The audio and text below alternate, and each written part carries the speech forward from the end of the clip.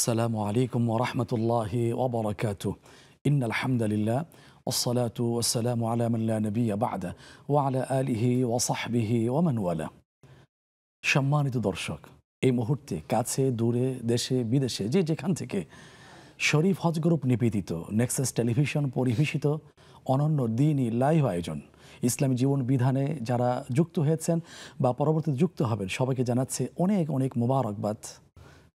পুরো অনুষ্ঠান জুড়ে থাকবো আমি মোহাম্মদ মুস্তফা জামান, খতিব বানানী মসজিদ আত-তাকওয়া। প্রিয় দর্শক, আলহামদুলিল্লাহ আলা নিয়ামাতিল ইসলাম, আমরা মুসলমান, আমাদের দিন হচ্ছে ইসলাম। আল ইয়াউমা আকমালতু লাকুম দীনাকুম, ইসলাম পরিপূর্ণ জীবন ব্যবস্থার নাম। ইসলামী জীবন আদর্শ বা শরীয়তের হুকুম আহকাম বিধিবিধান অনুশীলনের মধ্য দিয়ে ব্যবহারিক জীবনে যেই প্রভাব পরিলক্ষিত হয়, যে কল্যাণকর বৈশিষ্ট্যের প্রতিফলন ঘটে, সেটাই ইসলামী সংস্কৃতি। ইসলামী সংস্কৃতির ভিত্তি হচ্ছে কোরআন সুন্নাহ। কোরআন সুন্নাহর ভাবধারার সাথে সাংঘর্ষিক কোনো সংস্কৃতি ইসলামী সংস্কৃতি হতে পারে না। ইসলামী সংস্কৃতির ভিতরে আছে ফায়দা, কল্যাণ। সেই ইসলামী সংস্কৃতি মানুষকে সুসংহত করে, আর নীতি নৈতিকতা বিবর্জিত অপসংস্কৃতি সেটা মানুষকে সমূলে ধ্বংস করে ফেলে। নাউজুবিল্লাহ। আজকের মুসলিম উম্মাহ পশ্চিমাদের পরিত্যক্ত দূষিত অপসংস্কৃতির কারণে আহত, জর্জরিত। সেই ধারায় বাংলাদেশেও, যেখানে 90% মুসলিম অধ্যুষিত এই অঞ্চলে, দুঃখজনক কিছু মানুষ নাটক, সিনেমা নানাভাবে তারা অপসংস্কৃতির প্রমোট করছে, যার কারণে এই দেশের সংখ্যাগরিষ্ঠ তাওহীদবাদী মুসলিম ক্ষুব্ধ, ক্রুদ্ধ, আহত। কাউকে কাউকে ক্ষেত্র বিশেষ তাদেরকে সম্মান করা হচ্ছে, গুরুত্বপূর্ণ স্থানে তাদেরকে আহ্বান করা হচ্ছে। মুসলিম এটা মেনে নিতে পারছে না ঈমানের কারণে। এখন আজকের আমাদের টপিক হচ্ছে অপসংস্কৃতি রোধে ইসলাম। আমরা বুঝতেই পারছি এই বিষয়ে চমৎকার ও দালিলিক আলোচনা উপস্থাপন করার জন্যে এবং আপনাদের জিজ্ঞাসিত প্রশ্নের সুন্দর সাবলীল ভাষায় উত্তর দেবার জন্য আমাদের মাঝে এসে আমন্ত্রিত মোহতারাম মেহমান উপস্থিত হয়েছেন। ঢাকার ঐতিহ্যবাহী কলাবাগান মসজিদে বাক্কাতিল মোবারকা সম্মানিত খতিব ও আন-নূর একাডেমির সম্মানিত পরিচালক মোহতারাম শেখ মোহতারাম মুফতি আবু মোহাম্মদ রহমানী হাফিজাহুল্লাহ। আসসালামু আলাইকুম ওয়া রাহমাতুল্লাহি ওয়া বারাকাতুহু। ওয়া আলাইকুম আসসালাম ওয়া রাহমাতুল্লাহি ওয়া বারাকাতুহু। মোহতারাম, স্বাগত জানাচ্ছি আজকের এই লাইভ আয়োজনে, নেক্সাস টেলিভিশনের এই চমৎকার আয়োজনে। জাযাকাল্লাহু খাইরান। ওয়ালাকা আইদান। আলহামদুলিল্লাহ, নেক্সাস টেলিভিশনের সকল পরিবারবর্গকে ধন্যবাদ। জি, শুকরান, বারাকাল্লাহু ফিক। প্রিয় দর্শক, আমরা সম্মানিত অতিথিদের কাছে কৃতজ্ঞতা পেয়েছি, পরিচিত হয়েছি। আপনারা ওই চমৎকার আয়োজনে যুক্ত হতে পারবেন দুইটি উপায়। একটি হচ্ছে স্ক্রিনে প্রদর্শিত নাম্বারে সরাসরি ফোন করে, আরেকটি উপায় হচ্ছে নেক্সাস টেলিভিশনের ইসলামিক পেজে আপনার গুরুত্বপূর্ণ ও সংক্ষিপ্ত প্রশ্ন জানানোর মধ্য দিয়ে। আসুন না, সমসাময়িক গুরুত্বপূর্ণ যে বিষয়টা আজকের অপেক্ষিত, নামাজ পড়ছে, রোজাও রাখছে, তাহাজ্জুদও পড়ছে, ইসলামী নানা ধর্মীয় বিষয়গুলো সে স্বতঃস্ফূর্তের সাথে উদযাপনও করছে, কিন্তু গোটা মুসলিমের জীবনটাই যে সংস্কৃতি অনুষ্ঠান নির্ভর নয়, সেই বিষয়টাই নিয়ে আজকের আমরা আলোচনা শুনবো ইনশাআল্লাহ। সবাইকে গুরুত্বপূর্ণ এই আলোচনা উপভোগ করার জন্য অনুরোধ করছি। আপনাদের প্রশ্ন পাবার আগে মোহতারামের কাছ থেকে আসুন আজকের আলোচনা শুনে আসি। অপসংস্কৃতি রোধে ইসলাম কি বলছে? আলহামদুলিল্লাহ, ওয়াসসালাতু ওয়াসসালামু আলা রাসূলিল্লাহ ওয়া বা'দ। ধন্যবাদ জ্ঞাপন করছি আপনাকে অত্যন্ত চমৎকার একটি সময় উপযোগী সমসাময়িক একটি বিষয়ের উপস্থাপনা করার জন্য, অবতারণা করার জন্য। ইসলামী সংস্কৃতি এর সাথে সাংঘর্ষিক আছে অপসংস্কৃতি। আমরা পশ্চিমা সংস্কৃতি, গ্রিক সংস্কৃতি, তারপরে হিন্দুয়ানি সংস্কৃতি বা যত সংস্কৃতি আছে আমরা এক ভাষায়, এক শব্দে আমরা ব্যক্ত করতে পারি অপসংস্কৃতি। ইসলামের সংস্কৃতি বলতে কিছু আছে, অনেক মানুষ আমরা এটি জানি না। আমরা অনেকে মনে করি যে ইসলাম হচ্ছে নিছক একটা ধর্ম, ইসলাম হচ্ছে কিছু আচার অনুষ্ঠান, কিছু ধর্মীয় রীতিনীতি কিছু আমি ফলো করলাম, বাস আমি একজন ফার্স্ট ক্লাস মুসলিম হয়ে গেলাম। এটি আসলে এই ধারণাটা সঠিক নয়। এই ধারণাটা এটাই আসছে সেকুলার চিন্তা চেতনা থেকে আমাদের এই ধারণাটা জন্ম নিয়েছে। আমরা এটা এখন চিন্তা করতে ভাবতে শুরু করেছি। তার কারণ হচ্ছে যে গোটা বিশ্বের সেকুলারের যে একটা জয় জয়কর অবস্থা, এবং বিশেষ করে পশ্চিমারা এটাকে হাইলাইটস করছে যে ধর্ম হচ্ছে ব্যক্তিগত এবং ব্যক্তিকেন্দ্রিক একটা বিষয়। কিন্তু ইসলামের সাথে আপনি অন্য অন্য যে ধর্মগুলো আছে, রিলিজিয়ানগুলো আছে, সেগুলোকে যদি আপনি কম্পেয়ার করেন, তুলনা করেন, তাহলে চলবে না। ইসলাম হচ্ছে কমপ্লিট কোড অফ লাইফ, একটা পরিপূর্ণ জীবন বিধান। আপনার দোলনা থেকে শুরু করে থেকে একেবারে কবর পর্যন্ত, জন্ম থেকে মৃত্যু পর্যন্ত এমন কোনো সেক্টর নেই, এমন কোনো জায়গা নেই যেখানে ইসলাম আমাকে আপনাকে সঠিক দিক নির্দেশনা দেয়নি। মহাগ্রন্থ আল কোরআনুল কারীমের সেই ঐতিহাসিক ঘোষণা, আল-ইয়াওমা আকমালতু লাকুম দীনাকুম ওয়া আতমামতু আলাইকুম নি'মাতি। আল্লাহ সুবহানাহু ওয়া তাআলা বলছেন যে আজ আমি তোমাদের দ্বীনকে তোমাদের জন্য পরিপূর্ণ করে দিলাম। তাহলে আমাদের দ্বীন হচ্ছে পরিপূর্ণ, আমাদের জীবন বিধান পরিপূর্ণ। আমরা এমন কোনো কাঙাল নই, এমন কোনো ভিক্ষুক নই যে আমাকে অন্যদের কাছ থেকে কোনো কিছু ভিক্ষা করে আনতে হবে। আমি কাঙালের মতো হাত পেতে বসে থাকবো পশ্চিমা সংস্কৃতির কাছে, হিন্দুয়ানি সংস্কৃতির কাছে, যে আমাকে কিছু দাও। না, আমাকে আল্লাহ সুবহানাহু ওয়া তাআলা এমন একটা দিন, এমন একটা জীবন বিধান আমাকে দিয়েছেন, এ টু জেড, আলিফ থেকে ইয়া পর্যন্ত যা দরকার সব কিছু পরিপূর্ণভাবে দিয়েই আমাদেরকে আল্লাহ সুবহানাহু ওয়া তাআলা ইসলামকে গোটা বিশ্বের, গোটা মানবতার জন্য, কিয়ামত পর্যন্ত সমস্ত মানুষের জন্য আল্লাহ পাক উপযুক্ত করেই এটা দান করেছেন। আলহামদুলিল্লাহ, ধন্যবাদ মোহতারাম। সুন্দর একটা ভূমিকায় ইসলামের সংস্কৃতি ও সংস্কৃতির বিষয়টা তুলে ধরেছেন। আমরা ঠিক এই পয়েন্টে আসছি, দর্শক অপেক্ষা করছেন। আসসালামু আলাইকুম রহমতুল্লাহ। ওয়ালাইকুম আসসালাম ওয়া রাহমাতুল্লাহ ওয়া বারাকাতুহু। জীবন, কি প্রশ্ন আজকের? হ্যাঁ হুজুর, আমার 4টা প্রশ্ন আছে, একটু ধৈর্য সহকারে শুনেন। জি জি, আপনাদের জন্যই তো এই আয়োজন, বলুন। হ্যাঁ, ওই যে সূর্য সন্ধ্যা, সকাল সন্ধ্যার যে দোয়াটা পাঠ করা হয়, জি সকাল সন্ধ্যায় যে দোয়াটা পাঠ করা হয়, জি এটা যে সন্ধ্যার সময় যে দোয়াটা পাঠ করব, সেটা কি সূর্য ডোবার আগে পাঠ করব না সূর্য ডোবার পরে পাঠ করব? জি আর আর হচ্ছে সকালে যে দোয়াটা, সেটা তো ফজরের নামাজের পরে পাঠ করব কিনা এটা শুনতেছি। আর একটা প্রশ্ন হচ্ছে, আমরা যে কোরআন শরীফ পাঠ করি, করার পরে যে বলি সাদাকাল্লাহুল আলিউল আযীম বা সাদাকাল্লাহুল আযীম, এটা নাকি বলা যায় না, এটা নাকি বেদাত। জি এটা সম্বন্ধে বলবেন।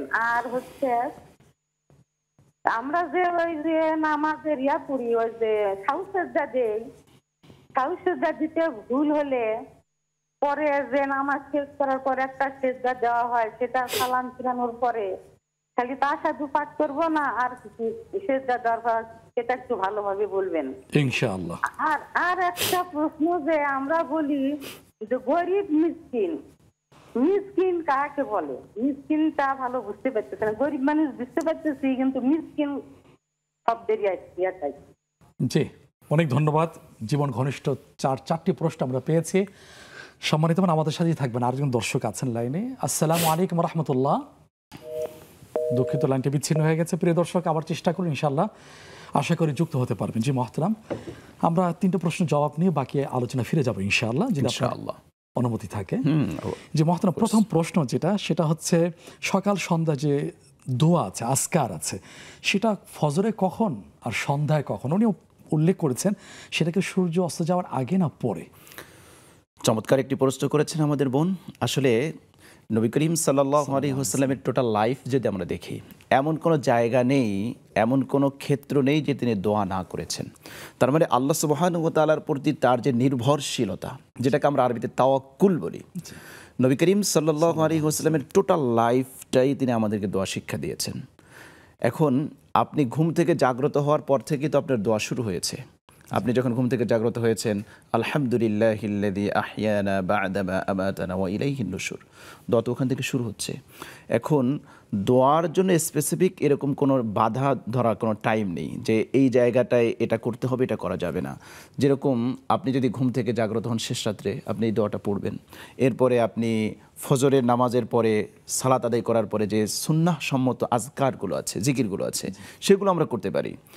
তারপরে আপনি সূর্য অস্তমিত হওয়ার কথা বললেন, সূর্য অস্তমিত যাওয়ার পূর্বে আমাদের আসরের সালাত আছে, আসরের সালাতের পরে আমাদের এরকম স্পেসিফিক বা নির্দিষ্টভাবে এই দোয়াটা করতেই হবে, এটা সুন্নাহ, এটা করা যাবে না, বিষয়গুলো এরকম না। আমরা কিন্তু যে কোনো দোয়া এটা করতে পারি।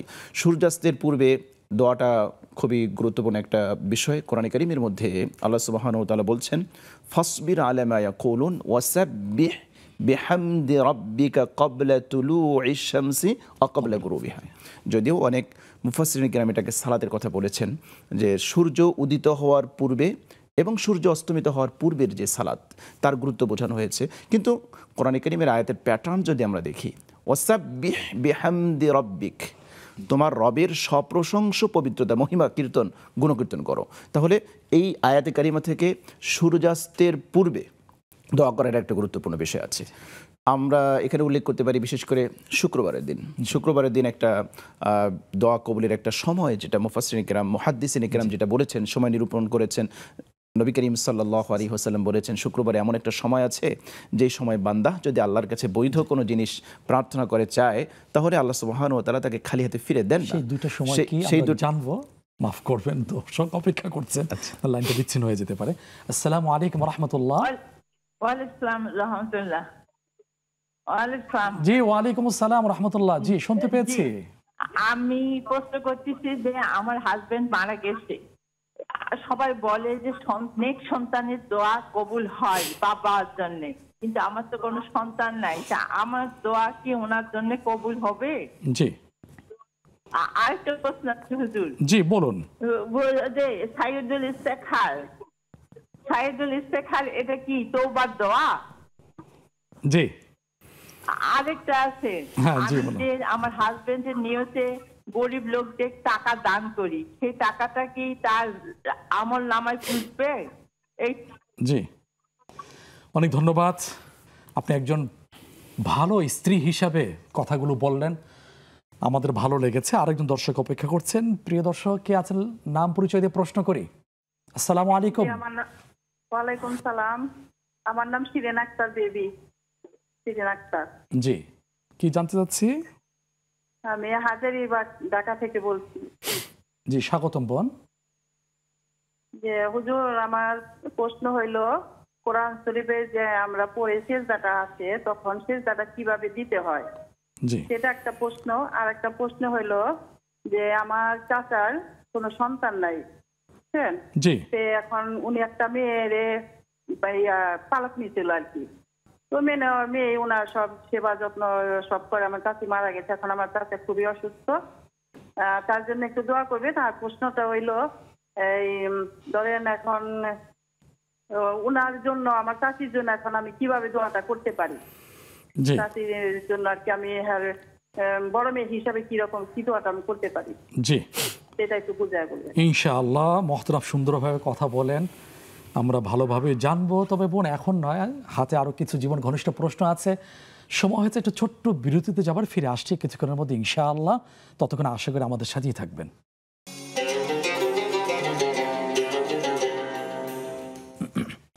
প্রিয় দর্শক, বিরতির পরে আমন্ত্রণ জানাচ্ছি নেক্সাস টেলিভিশনের জনপ্রিয় ইসলামী জীবন বিধান অনুষ্ঠানে।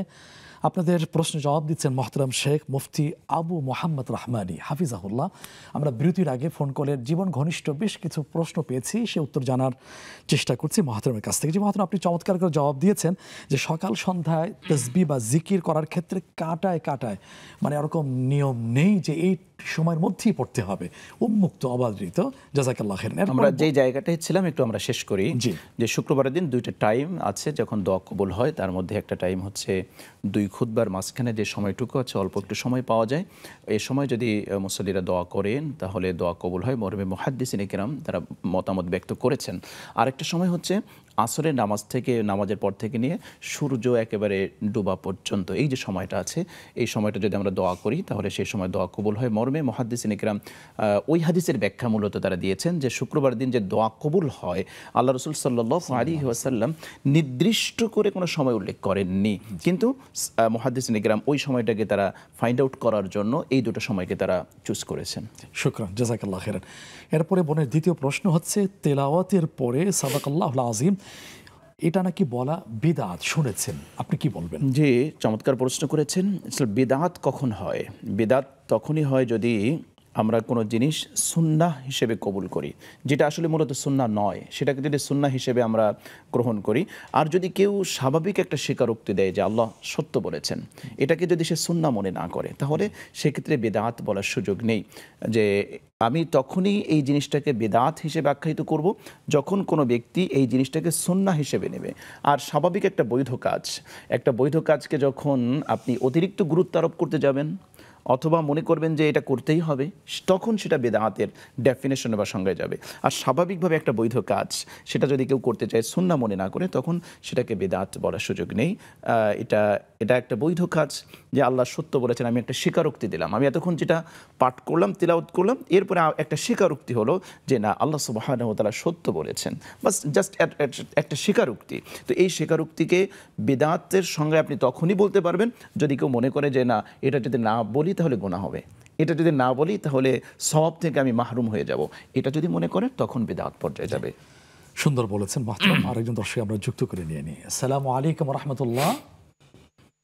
ওয়ালাইকুম আসসালাম ওয়া রাহমাতুল্লাহি ওয়া বারাকাতুহু। আমি মৃত্তিকা মনি বলছিলাম বাড়িধারা থেকে।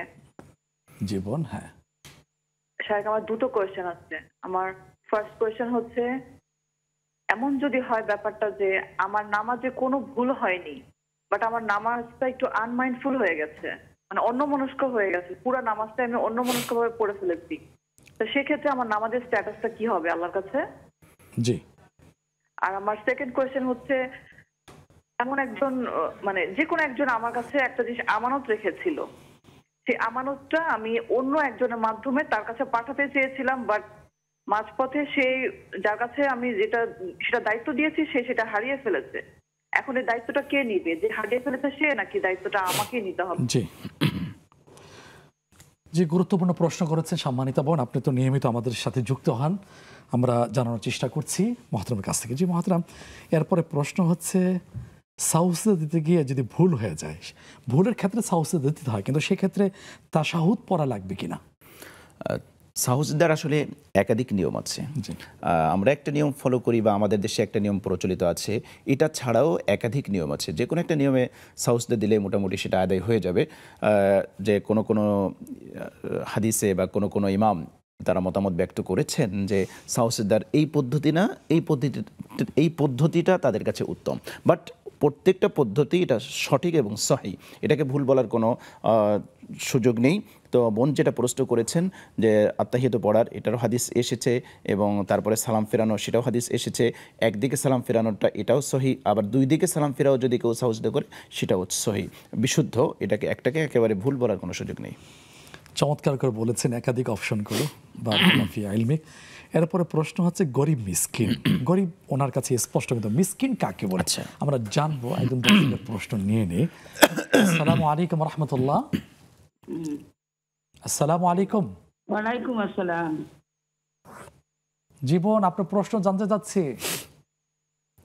জি, দুরুদের বিষয়ে একটু প্রশ্ন করতেছিলাম। জি। যে সাল্লু আলাল হাবিব সাল্লাল্লাহু তাআলা আলা মুহাম্মদ এর বাংলা অর্থ কি? আর কামা তুহিব্বু ওয়া তারদা ওয়া আদাদা মা তুহিব্বু ওয়া তারদা এর বাংলা অর্থ কি? বুঝতে পেরেছি মোহাম্মদ। আবার রিপিট করুন। আবার একটু শেষের অংশটা আবার বললে। ফামা তুহিব্বু ওয়া তারদা, লিমা তুহিব্বু ওয়া তারদা, কামা তুহিব্বু ওয়া তারদা, কামা তুহিব্বু ওয়া আদাদা মা তুহিব্বু ওয়া তারদা, ওয়া আদাদা মা তুহিব্বু ওয়া তারদা। জি, আমরা লিখে রাখছি, মহতরমের কাছ থেকে অর্থ জানবো। জি শ্রদ্ধেয় বোন, আমাদের সাথেই থাকুন ইনশাআল্লাহ, আমরা জানবো যে মহতরম যে প্রশ্ন রেখেছিলাম গরিবের পরিচয়টা স্পষ্ট ওনার কাছে। গরিব এবং মিসকিনের আমরা সম্পূর্ণ দুটো ডেফিনেশন পাই। কেউ বলেছেন যে গরিব, সাধারণত গরিব মিসকিন বলে ইসলামী যে পারিভাষিক অর্থ আছে, যাদের উপর জাকাত ফরজ না, জাকাত খেতে পারবে, তারা গরিব মিসকিন। এখন গরিব এবং মিসকিন একেবারে সামর্থ্যবোধক শব্দ বলা যাবে না, আবার হুবহু একই অর্থ বলা যাবে না, আবার এটার যে খুব দুটো অর্থের মধ্যে অনেক বিস্তর ফারাক আছে তাও বলা যাবে না। গরিব, অনেক ইমাম আছে যারা গরিবকে বলেছেন যে গরিব হচ্ছে এমন যাদের কিছু আছে, অল্প কিছু হলেও আছে, যাদেরকে গরিব বলা হয়। আবার মিসকিন, যাদের একেবারে কিছু নেই, ইয়াতীমান যা মাকরাবা ও মিসকিনান যা মাতরবা। মাতরবা মানে তরব থেকে আসছে। মিসকিন মানে হচ্ছে যারা একেবারে ধুলোয় ধূসরিত হয়ে যায়, একেবারে ধুলো মলিন, মানে বস্ত্র নেই, খাবার নেই, তারপরে মাথা গোজার ঠাঁই নেই, একেবারে নিঃস্ব, এদেরকে বলা হয় মিসকিন, যেটা এই আয়াত থেকে বোঝা যায়। আবার এর উল্টাও বোঝা যায়। কেউ কেউ বলেছেন যে মিসকিন মানে হচ্ছে যার কিছু আছে, আর গরিব মানে যার কিছু নেই। সুতরাং আমি এই জন্য আগেই বলেছি যে ইমামদের মধ্যে যারা গরিব এবং মিসকিন দুটো শব্দ নিয়ে যাদের কিছুটা দ্বিমত আছে, তবে একটা জায়গায় আমরা একমত যে গরিব এবং মিসকিন উভয়ে যারা আমাদের পরিভাষায় গরিব। আর আমরা যেটাকে সাধারণত আমাদের ভাষায় আমরা বলি মিসকিন মানে যাদের একেবারে ছোটোকালে মা মারা গিয়েছে, আমরা তাদেরকে মিসকিন বলি, তা নয়। এতিম হচ্ছে তাদের ক্ষেত্রে প্রয়োগ হবে, এতিম এতিমা। যদি যারা নাবালেগ যে সকল ছেলে মেয়েরা থাকে, তাদের যে বাবা মা মারা যায় শৈশবে একেবারে ছোট অবস্থায়, তাদেরকে বলা হয় এতিম এবং এতিমা। যদি ছেলেটা পুরুষ হয়, বালক হয়, তাহলে এতিম, আর বালিক হলে এতিমা। আর মিসকিন একেবারে নিঃস্ব, একেবারে হীনতা দীনতা যেটাকে আমরা বলি, সেটাকে সাধারণত মিসকিন বলে। জি, শব্দের বিশ্লেষণ চমৎকার, জাযাকাল্লাহ খাইরান। এরপরে একজন ভালো স্ত্রীর কথা আমরা শুনলাম, কথা থেকে বুঝে আসলো সেটা হলো মৃত স্বামীর জন্য নেক সন্তানের দোয়া কবুল হয়, কিন্তু ওনার সন্তান নেই। উনি যদি মৃত স্বামীর জন্য দোয়া করেন, স্ত্রী হিসাবে তার দোয়া কি স্বামীর জন্য কবুল হবে? কেন নয়, অবশ্যই কবুল হবে। কোরআন কারীমের মধ্যে আল্লাহ সুবহানাহু ওয়া তাআলা বলেছেন, ওয়াল্লাযীনা ইয়াকুলুনা রাব্বানা ইগফির লানা ওয়া লিইখওয়ানিনা আল্লাযীনা সাবাকুনা বিল ঈমান ওয়া লা তাজআল ফি কুলুবিনা গিল্লাল লিল্লাযীনা আমানু রাব্বানা ইন্নাকা রাউফুর রহিম। এই আয়াতে কারিমার মধ্যে আল্লাহ সুবহানাহু ওয়া তাআলা এখানে ভাগ করে দেননি যে স্ত্রী দোয়া করতে হবে, স্ত্রী দোয়া করা যাবে না, সন্তান দোয়া করবে, সন্তান দোয়া করা যাবে না। ব্যাপক অর্থবোধক একটি আয়াত, যেখানে প্রত্যেক মোমেনের জন্য দোয়া করতে পারবে, প্রত্যেক মোমেনা প্রত্যেক মোমেনের জন্য দোয়া করতে পারবে, প্রত্যেক মোমেন প্রত্যেক মোমেনার জন্য দোয়া করতে পারবে, মোমেন নারীর জন্য দোয়া করতে পারবে, মোমেন নারী মোমেন পুরুষের জন্য দোয়া করতে পারবে, মোমেন পুরুষ মোমেন নারীর জন্য দোয়া করতে পারবে। সুতরাং এইখানে ওইটা ভাবার কোনো সুযোগ নেই যে আমি স্ত্রী হয়েছি বিধায় আমার দোয়া কবুল হবে না বা তার কাছে পৌঁছবে না, এরকম ধারণা করার কোনো সুযোগ নেই।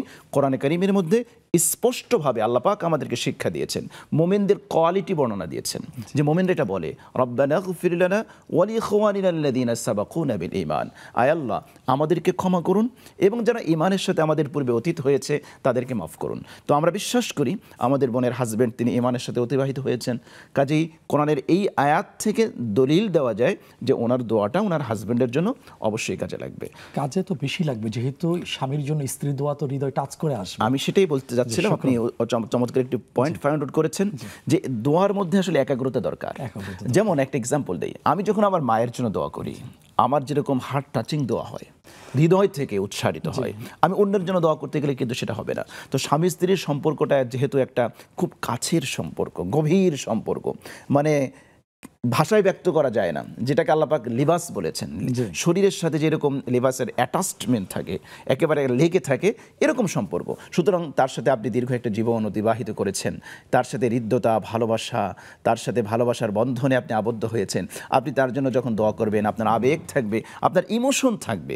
আর দোয়ার মধ্যে এটি হচ্ছে সবচেয়ে বেশি কার্যকর একটা বিষয়, আবেগ এবং ইমোশন। যেই দোয়াগুলো মিন কলবিন লাহেন, আল্লাহ সুবহানাহু ওয়া তাআলা একেবারে গাফেল হৃদয়ের দোয়া কবুল করেন না। সুতরাং আপনজনের জন্য যখন আমরা দোয়া করতে চাই, এই ফিলিংস, এই ইমোশন, এই অনুভূতি যখন থাকে, সেই দোয়াটা বেশি আল্লাহর কাছে কবুল হয়। তো আমরা আশাবাদ ব্যক্ত করি যে অবশ্যই আপনার দোয়া ইনশাআল্লাহ আল্লাহ কবুল করবেন ইনশাআল্লাহ, এবং স্বামীর জন্য যে দান করবেন সেটাও কবুল হয়ে যাবে। এটা তো হাদিসের মধ্যে এসছে যে সাদাকা করার কথা এসছে। একজন এসে জিজ্ঞেস করলেন, ইয়া রাসূলুল্লাহ, আমি আমার মায়ের জন্য কি সাদাকা করতে পারি? জানবো ইনশাআল্লাহ বিরতি থেকে ফিরে এসে ইনশাআল্লাহ। প্রিয় দর্শক, আপনারা তন্ময় হয়ে শুনছিলাম, আপনারাও শুনছিলেন মোহতারামের এই দালিলিক যুক্তি পূর্ণ কথাগুলো। সময় হয়েছে এটা বিরতি যাবার, ফিরে আসছি আরও প্রশ্নের জবাব নিয়ে। ততক্ষণ আমাদের সাথেই থাকবেন।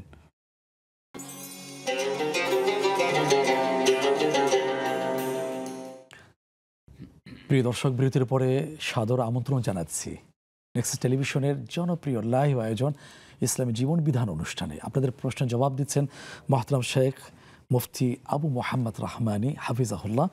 বিরতির আগে মোহতারামের কাছে প্রশ্ন রেখেছিলাম, মৃত স্বামীর জন্য যদি স্ত্রী টাকা দান করেন, সেই সওয়াব কি মৃত স্বামীর আমলনামায় পৌঁছবে? ধন্যবাদ আপনাকে। আবারও আমরা চমৎকার আয়োজনে ফিরে এসেছি। যে জায়গাটায় আমরা ছিলাম যে মৃত ব্যক্তির জন্য আমাদের করণীয় কি, এটা একেবারে স্পষ্ট সহিহ হাদিস যে সাদাকার ব্যাপারে কারো কোনো দ্বিমত নেই। সুতরাং আমরা এক্ষেত্রে সর্বপ্রথম যে কথাটা বলবো সেটি হচ্ছে আপনজনদের জন্য আমরা দোয়া করব, পাশাপাশি সাদাকা করব। সাদাকার মধ্যে আবার ক্লাসিফিকেশন আছে যে কোন জায়গায় সাদাকা করলে সওয়াবটা বেশি পাবো। সেক্ষেত্রে আমরা বলবো সাদাকায়ে জারিয়া, অনগোয়িং চ্যারিটি, যেটা চলমান থাকে। আমরা এরকম ক্ষেত্রগুলো খুঁজে খুঁজে বের করব।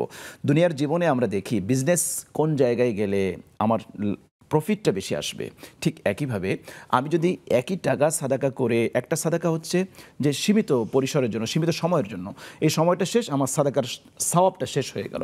আরেকটা হচ্ছে যে আমার একই টাকা দান করে আমি দীর্ঘদিন যাবৎ আমি সওয়াবটা আমার আপনজনের আত্মার কাছে আমি পৌঁছাতে পারছি বা পৌঁছানোর সুযোগ আমার আছে। সেজন্য প্রথম কথা হচ্ছে যে আমরা চেষ্টা করব সাদাকায়ে জারিয়া। সাদাকায়ে জারিয়ার যে ক্ষেত্রগুলো আছে, যেখানে সাদকা করলে চলমান থাকে, মসজিদ হতে পারে, মাদ্রাসা হতে পারে, কালভার্ট হতে পারে, আর্তমানবতার সেবা হতে পারে, এমনকি একটা বৃক্ষ রোপণ করা সেটাও হতে পারে।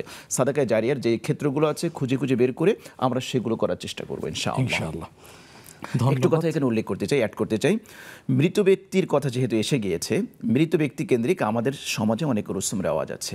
আমাদের উচিত হলো সেগুলো থেকে বিরত থাকা। যেমন বিভিন্ন জায়গায় মানুষ মারা গেলে 3 দিন, 40 দিন, 10 দিন তা মৃত ব্যক্তি কেন্দ্রিক যেই আয়োজনগুলো করা হয়, এগুলো কোরআন এবং সুন্নাহ সমর্থন করে না।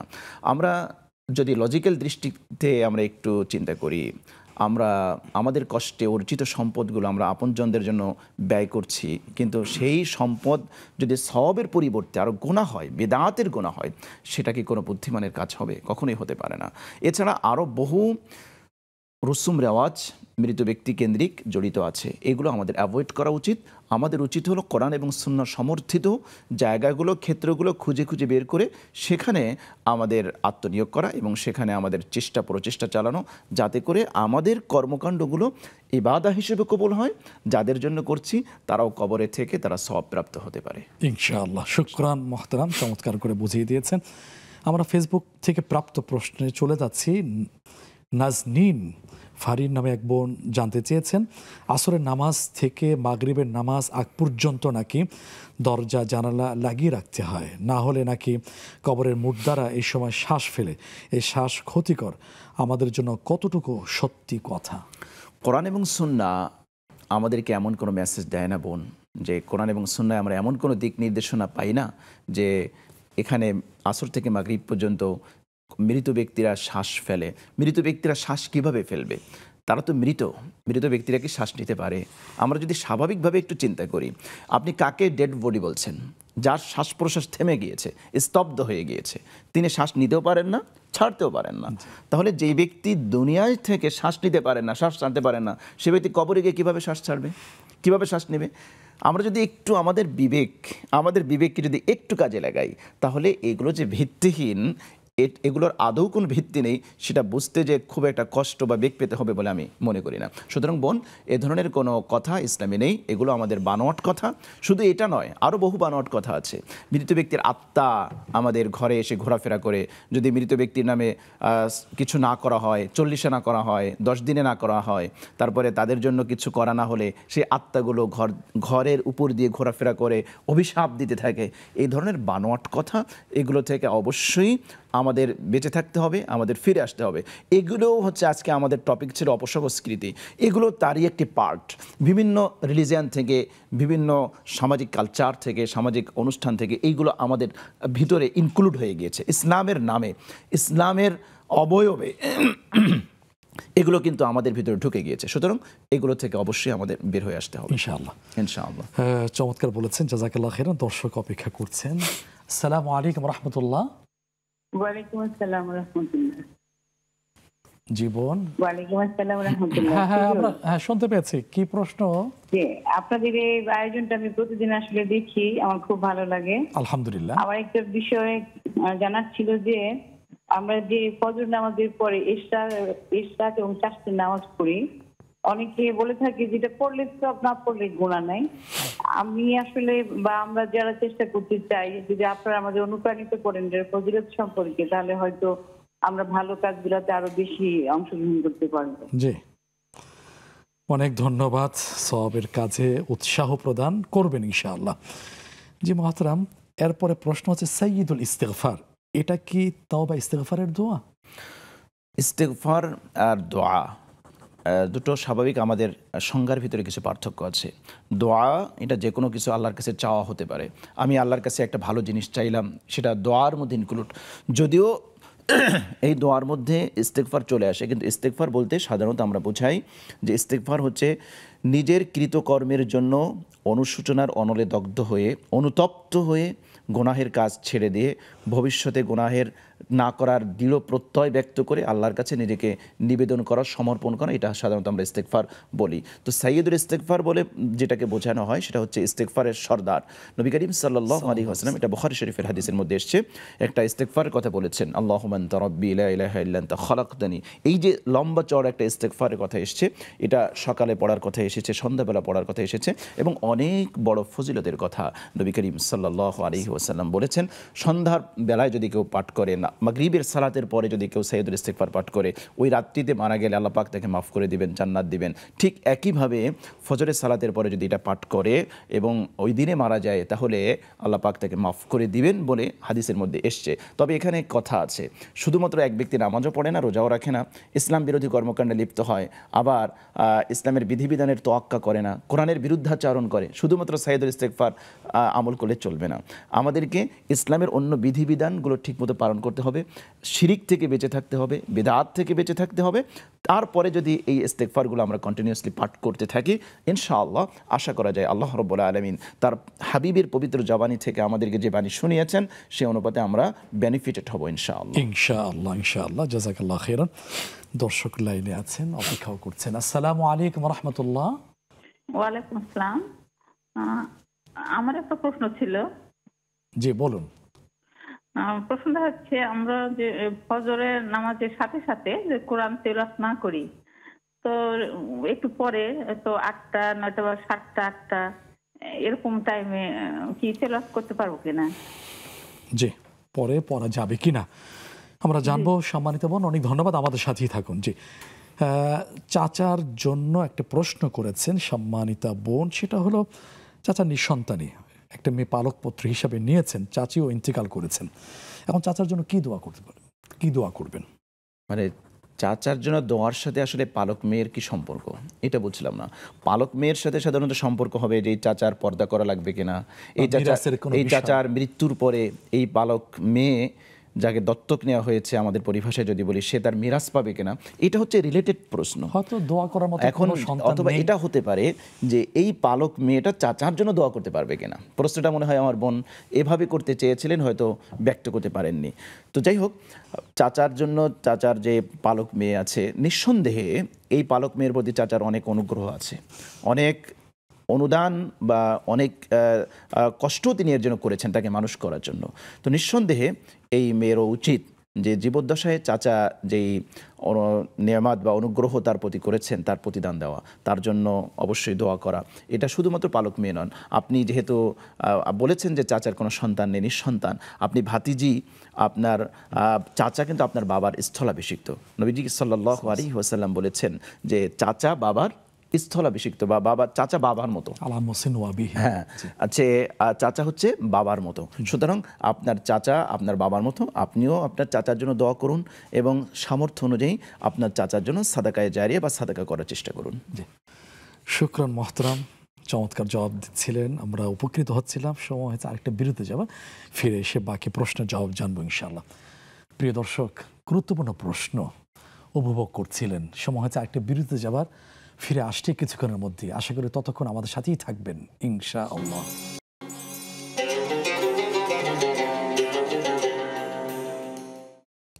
প্রিয় দর্শক, বিরতির পরে পুনর্বার সাদর আমন্ত্রণ জানাচ্ছি শরীফ হজ গ্রুপ নিবেদিত ইসলামী জীবন বিধান অনুষ্ঠানে। আপনাদের প্রশ্নে জবাব দিচ্ছেন মোহতারাম শেখ মুফতি আবু মোহাম্মদ রহমানী হাফিজাহুল্লাহ।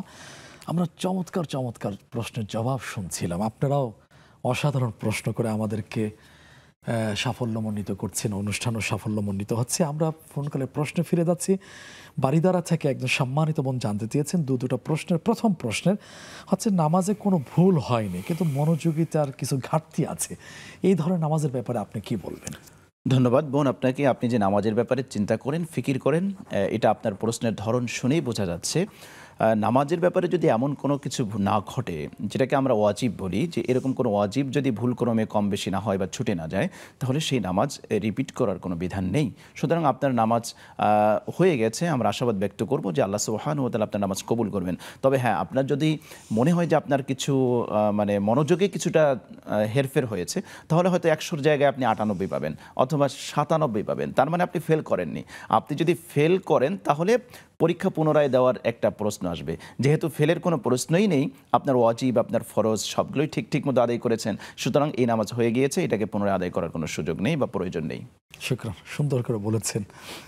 এরপরের বোনের দ্বিতীয় প্রশ্ন হচ্ছে, ওনার কাছে একজন আমানত রেখেছিলেন, সে আমানত যথার্থ জায়গায় পৌঁছে দেওয়ার জন্য একজনকে দায়িত্ব দিয়েছিলেন, উনি হারিয়ে ফেলেছেন, দায়ী কে হবেন? আচ্ছা, আমানতের ব্যাপারে যে প্রশ্ন এসেছে সেটা হলো, কোরআনে কারীমের মধ্যে আল্লাহ পাক বলেছেন, ইন্নাল্লাহা ইয়া'মুরুকুম আন তু'আদ্দুল আমানাতি ইলা আহলিহা। আমানতটা তার প্রাপকের কাছে পৌঁছিয়ে দেওয়া, এটা হচ্ছে দায়িত্ব এবং কর্তব্য। তবে ইসলামিক স্কলাররা যে আমাদের মতামত দিয়েছেন সেটা হলো, আমানতের যেই মালগুলো যার কাছে সংরক্ষিত থাকে, যিনি আমানত গ্রহণ করেন, তিনি যদি তার ইচ্ছা করে কোনো ত্রুটি না করেন, তার মানে এরকম কিছু হয়নি যে একটা মাল সংরক্ষণ করে রাখতে হবে কিন্তু আমি সংরক্ষণ না করে এমনি রেখে দিলাম, তাহলে এটা হলো নিজের পক্ষ থেকে ত্রুটি বিচ্যুতি। এরকম যদি কোনো কিছু না হয়, আমি চেষ্টা করেছি 100%, ধরুন আপনি আমাকে 5,000 টাকা দিয়েছেন এক ভাইয়ের কাছে পৌঁছে দেওয়ার জন্য, আমি সর্বোচ্চ সতর্কতা অবলম্বন করেছি, তারপরেও ডাকাত আমার কাছ থেকে টাকাটা ছিনতাই করে নিয়ে গিয়েছে অথবা চোর নিয়ে গিয়েছে, সেজন্য আমি দায়ী না, কারণ আমি আমার চেষ্টার কোনো ত্রুটি করি নাই। কাজেই যদি আপনি যার আমানত আপনার কাছে ছিল, আপনি যদি সেই আমানতটা পৌঁছানোর ক্ষেত্রে সর্বাত্মক সতর্কতা অবলম্বন করেন, তাহলে এই দায়িত্বটা আপনার উপর বর্তায় না ইসলামী শরীয়তের দৃষ্টিকোণ থেকে। যার মাধ্যমে পৌঁছে দেওয়ার চেষ্টা করেছিলেন, আচ্ছা, ওনার কাছ থেকে হারিয়ে গেছে, উনি কি দায়ী হবে? এখানে দুটো বিষয়। একটা হচ্ছে যে যিনি আপনার কাছে আমানত রেখেছেন তিনি কি আপনাকে অনুমতিটা দিয়েছেন কিনা, যিনি পৌঁছে দিচ্ছেন তার মাধ্যমে পৌঁছানোর এই অনুমতিটা আপনাকে দিয়েছেন কিনা। যদি তিনি আপনাকে অনুমতি দিয়ে থাকেন তাহলে আপনি দায়মুক্ত হবেন। আর যদি তিনি আপনাকে অনুমতি না দেন, বরং আপনাকে সে বিশ্বাস করে কিন্তু সেকেন্ড পার্সনকে সে বিশ্বাস করে না, সেজন্য আপনার কাছে আমানত রেখেছে, আপনি যদি অনুমতি নিয়েই আমানতের মালটা দেন যে আপনার টাকাটা আমার কাছে আছে, ফর এক্সাম্পল আমি টাকাটা অমুকের মাধ্যমে কি আপনার কাছে পাঠিয়ে দিব, তিনি যদি অনুমতি দেন হ্যাঁ পাঠিয়ে দেন, তাহলে আপনি দায়মুক্ত। আর যদি তিনি অনুমতি না দেন বা আপনি অনুমতি না নেন, তাহলে সেক্ষেত্রে এই ত্রুটিটা আপনার পক্ষ থেকে হবে। আপনি তার কাছে, অর্থাৎ যে আপনার কাছে আমানত রেখেছে তার কাছে এটা আপনি ফিরিয়ে দেবেন ইসলামী দৃষ্টিকোণ থেকে। আর আপনি যার মাধ্যমে পাঠিয়েছেন সে যদি নিজের পক্ষ থেকে কোনো ত্রুটি বিচ্যুতি না ঘটায়, সে সতর্কতা অবলম্বন করেছিল, তাহলে তাকে দায়ী করা যাবে না। আমার মনে হয় বোন এটা ক্লিয়ার বুঝতে পেরেছে। আশা করি বোন আপনিও বিষয়টা স্পষ্ট ভাবে বুঝতে পেরেছেন। এরপরে প্রশ্ন হচ্ছে দুরূদ সম্পর্কে, সাল্লু আলাল হাবিব পাশাপাশি সাল্লাল্লাহু আলা মুহাম্মদ, অর্থ কি? একই ধরনের অর্থ। সল্লু আলাল হাবিব এটা একটা ইম্পারেটিভ সেন্টেন্স, বহুবচন যেটাকে আমরা বলি। সল্লু, তোমরা দুরূদ পাঠ করো। আলাল হাবিব, এখানে হাবিব বলতে সাধারণত মুহাম্মদুর রাসূলুল্লাহ সাল্লাল্লাহু আলাইহি ওয়াসাল্লাম তাকেই মিন করে। তাহলে এটা হলো সল্লু আলাল হাবিব, এটা বোঝা যায় যে তোমরা মুহাম্মদ সাল্লাল্লাহু আলাইহি ওয়াসাল্লামের উপর দরুদ পাঠ করো। আর যদি আমরা বলি সাল্লাল্লাহু আলা মুহাম্মদ, তার মানে হচ্ছে যে আল্লাহ যেন মুহাম্মদ সাল্লাল্লাহু আলাইহি ওয়াসাল্লামের উপরে রহমত বর্ষণ করেন। এটা হচ্ছে দুটোর মিনিং। এরপরে দ্বিতীয় অংশ, কুল্লামা তুহিব্বু ওয়া তারদা আদাদা মা তুহিব্বু ওয়া তারদা। কুল্লামা তুহিব্বু ওয়া তারদা, এটা মনে হয় এটার সাথে রিলেটেড না, এটা উনি শুধু এমনি মিনিংটা জানতে চেয়েছেন, কারণ দুরুদের সাথে এইটা মনে হয় উনি রিলেটেড প্রশ্ন করেননি। সেটা হচ্ছে মা তুহিব্বু ওয়া তারদা, তুহিব্বু তুমি যা ভালোবাসো, তারদা মানে তুমি যা পছন্দ করো, যেমন তুমি পছন্দ করো এবং ভালোবাসো। আল্লাহ সুবহানাহু ওয়া তাআলাকে আমরা এইভাবে বলতে পারি, আল্লাহ আপনার হাবিবের প্রতি আপনি রহমত বর্ষণ করেন যেভাবে আপনি পছন্দ করেন এবং আপনি ভালোবাসেন। যদি এটার সাথে আমরা মিলাই তাহলে অর্থটা, ভাবার্থটা এরকম হবে। আদাদা মা তুহিব্বু ওয়া তারদা। আদাদা মা তুহিব্বু ওয়া তারদা, আদাদ মানে সংখ্যা। তুমি যা পছন্দ করো, তুমি যা ভালোবাসো, তার যে সংখ্যা হতে পারে সেই সংখ্যা অনুপাতে পৌঁছানো। আমার মনে হয় এটা একটা লম্বা অ্যারাবিক সেন্টেন্সের একটা অংশ উনি বলেছেন। বিশেষ জি, ধন্যবাদ। একটা দোয়া আছে সুবহানাল্লাহি বিহামদিহি আদাদা মা খালকিহি ওয়া রিদা নাফসি ওয়া জিনাত আরশি, সেটা ভিন্ন একটা দোয়া, কিন্তু ওটার সাথে এটা রিলেটেড না। শুকরান। আমরা দেখতে দেখতে শেষের দিকে চলে আসছি। কয়েকটা প্রশ্ন আছে, দ্রুত একটু উত্তর হ্যাঁ, আশা ইনশাআল্লাহ। করছি মহতারাম। এরপরে প্রশ্ন হচ্ছে ইশরাক এবং চাশতের নামাজ উনি শুনেছেন পড়লে সওয়াব হয়, না পড়লে গুনাহ হবে না, কিন্তু এমন কথা উনি শুনতে চাচ্ছেন যা শ্রবণ করে এই আমলের প্রতি মনটা অনুপ্রাণিত হবে। চমৎকার একটি প্রশ্ন করেছেন। হ্যাঁ, নফল নামাজ যদি কেউ আদায় না করে তার জন্য সে গুনাহগার হবে না বটে, বাট সওয়াব থেকে সে মাহরুম হবে, এদিক থেকে সে ক্ষতির সম্মুখীন হবে। সুতরাং আমরা এভাবে বলতে পারি যে নফল নামাজ না করলে তার ক্ষতি হচ্ছে বটে, গুনাহ হচ্ছে না। এটা প্রথম কথা। দ্বিতীয় কথা হচ্ছে ইশরাক নামাজের ব্যাপারে যেটা এসছে, কোনো ব্যক্তি যদি ফজরের সালাত আদায় করার পরে জায়নামাজে বসে থাকে, 2 রাকাত সালাত আদায় করে সূর্য উদিত হওয়ার কমপক্ষে 10 মিনিট পরে অথবা 23 মিনিট পরে, তাহলে সেই ব্যক্তিকে আল্লাহ সুবহানাহু ওয়া তাআলা একটা নফল হজ এবং একটা নফল উমরার সওয়াব তার আমলনামায় দান করবেন। সুবহানাল্লাহ। সহিহ হাদিসে, মানে ফজিলতের হাদিস, এটা কিন্তু একেবারে টাটকা টনটনে সহিহ হাদিস। সুতরাং এই সুযোগটা আমাদের কাজে লাগানো চাই। যাদেরকে আল্লাহ পাক একটু সুযোগ দিয়েছেন, ফজরের পরে আমরা সালাত আদায় করে জায়নামাজে বসে তাসবিহ তাহলিল করব, কোরআন তেলাওয়াত করব, এরপরে 2 রাকাত, কমপক্ষে 2 রাকাত, আর যদি আমি 4 রাকাত পড়তে পারি তাহলে এই 4 রাকাতেরও ফজিলত এসছে। নবীজি বলেছেন, কোনো ব্যক্তি যদি দিনের প্রারম্ভে 4 রাকাত নামাজ আদায় করে, ওই দিনের কাজকর্মের জিম্মাদার আল্লাহ সুবহানাহু ওয়া তাআলা হয়ে যান। অত্যন্ত ফজিলতপূর্ণ একটি কাজ। আর ইশরাক নামাজ, সেটাও নফল নামাজ, নবীজি সাল্লাল্লাহু আলাইহি ওয়াসাল্লাম আদায় করেছেন। আমরাও সেই চাশতের নামাজ, আমরা সেই নামাজটাও আদায় করার জন্য চেষ্টা করবো ইনশাআল্লাহ। ইনশাআল্লাহ। জি, নফল, কিন্তু আপনি চমৎকার বলেছেন, আমারও মন অনুপ্রাণিত হয়ে গেছে ইশরাকের নামাজের এত বিশাল সওয়াব। সর্বশেষ ফোন কলের প্রশ্ন হচ্ছে মহতারাম, যে ফজর নামাজের সাথে সাথে কোরআন পড়তে হবে, উনি যদি সাথে সাথে না পড়ে 7টা 8টার দিকে যদি পড়েন, এতে কোনো সমস্যা হবে কিনা? ইসলাম অনেক সহজ, এত কঠিন করার কোনো কারণ নেই। আপনি দিনের যে কোনো সময় কোরআনে কারীম তেলাওয়াত করতে পারেন। আল্লাহ সুবহানাহু ওয়া তাআলা তিনি আপনাকে বাধ্য করে দেননি বা একেবারে নির্দিষ্ট করে দেননি যে এই টাইমটায় কোরআন পড়তে হবে, এই টাইমটা কোরআন পড়া যাবে না, এরকম না। একেবারে 24 আওয়ার্স আপনি যখনই কোরআন তেলাওয়াত করবেন, আমরা আশাবাদ ব্যক্ত করি সেটা গ্রহণযোগ্য হবে। তবে ফজরের পরে সাধারণত মন মানসিকতা ভালো থাকে, সবেমাত্র আপনি ইবাদত করেছেন, সালাত আদায় করেছেন, আল্লাহ সুবহানাহু ওয়া তাআলার সাথে আপনার একটা কানেকশন তৈরি হয়েছে, সজীব আছে, হ্যাঁ, হৃদয়টা সজীব আছে, সতেজ আছে, এইমাত্র সালাত শেষ করেছেন, আল্লাহর সাথে সম্পর্ক আছে। ওই সময় যদি আল্লাহর কালাম নিয়ে বসেন, আপনার হৃদয়গ্রাহী তেলাওয়াত হবে, মানে একাগ্রতা বেশি বেড়ে যাবে। এজন্য অনেকে হয়তো উৎসাহিত করে যে আপনারা ফজরের পরে অন্তত পক্ষে কিছু তেলাওয়াত করেন। আর দিনের প্রারম্ভটা হচ্ছে, শুরুটা হচ্ছে, যদি শুরুটা হয় সালাত আদায়ের পরে কোরআন তেলাওয়াত দিয়ে, তাহলে তো শোনাই সোহাগা। অনেক ধন্যবাদ, অনেক ধন্যবাদ, জাযাকাল্লাহ খাইরান। যা শুনেছি আল্লাহ তাআলা আমাদেরকে আমল করা তৌফিক দান করুন। আপনাকে অনেক অনেক শুকরিয়া, জাযাকাল্লাহ খাইরান। প্রিয় দর্শক, আজকের টপিক ছিল অপসংস্কৃতি রোধে ইসলাম। আসুন না আমরা এই টপিককে সামনে রেখে